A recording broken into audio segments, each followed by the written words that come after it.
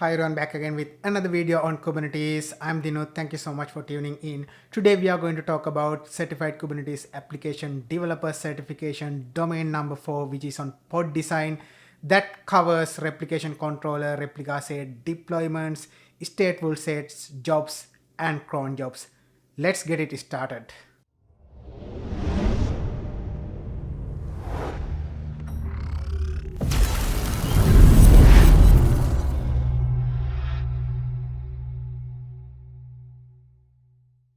Before we go into the details on how you do replication, let's talk about why you need replication.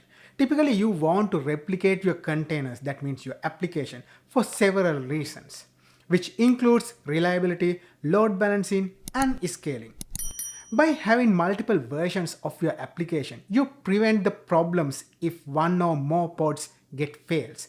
This is particularly true if the system replaces any containers that fails.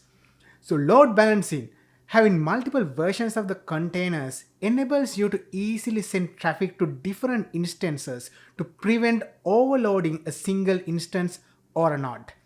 This is something that Kubernetes does out of the box.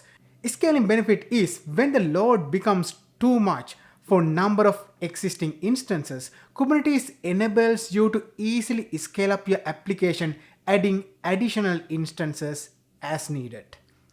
Replication is appropriate for numerous use cases, which includes microservices-based applications, cloud-native applications, or else mobile backends.